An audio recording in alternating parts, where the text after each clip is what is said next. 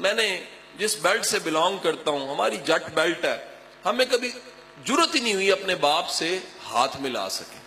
ایک ادب احترام ایسا ہوتا ہے، بچپن سے ہی جیسے ہی والد صاحب گھر آتے تھے تو والدہ نے فوراً کہنا ابا جی آ گئے، ابا جی آ گئے، ہم فوراً چھپ جاتے تھے۔ تو ادب اتنا ہوتا تھا۔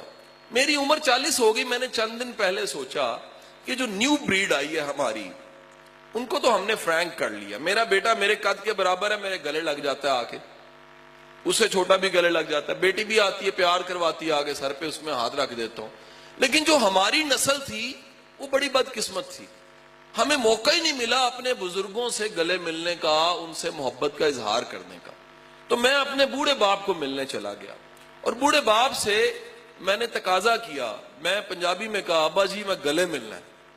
تو میرے والد صاحب نے ایک دم میری طرف غور سے دیکھ کے کہا کی کیا ہے تو؟ میں کہا جی میں گلے ملنا ہے۔ تو میرے والد نے دوبارہ کہا یار پچھلی عید تے ملیا سے، اور میں کہا جی وہ کوئی گلے ملنا تے نہ ہویا، مونڈا انج کر کے تسی ملان دے ہو، صحیح طرح ملنا ہے۔ کو 2 یا 3 بار جب میں نے کہا تو انہوں نے مجھے اجازت دے دی۔ اب ہوا یہ کہ وہ کھڑے ہو گئے، میں نے انہیں گلے لگایا اور گلے لگا کے میں نے محسوس کیا ان کو، جو ایک محبت کا اظہار ہے، میں نے ان کو محسوس کیا کہ یار یہ میرا باپ ہے، بوڑھا ہو گیا، اس نے مجھے کھلایا ہے، پالا ہے، جوان کیا ہے۔ تو میں نے محبت کو محسوس کیا۔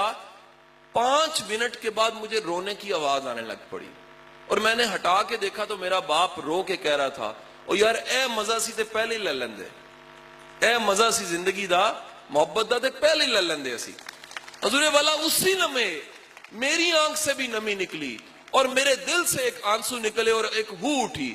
میں نے کہا یار خدا کی قسم کتنی دنیا بدقسمت ہوتی ہے، افسر بن جاتی ہے، ایم این اے بن جاتی ہے، ایم پی اے بن جاتی ہے، سب کچھ بن جاتی ہے، مڑ کے دیکھتی ہے بتانے کے لیے کہ بتاؤں کسی کو تو قبر ملتی ہے ٹھنڈی، پھر اگربتیاں لگاتی ہے، پھر پھول پھینکتی ہے، پھر سالانہ مٹی ڈال دیتی ہے، لیکن اپنی خوشی کو شیئر کرنے کے لیے ابا جی نہیں ملتے۔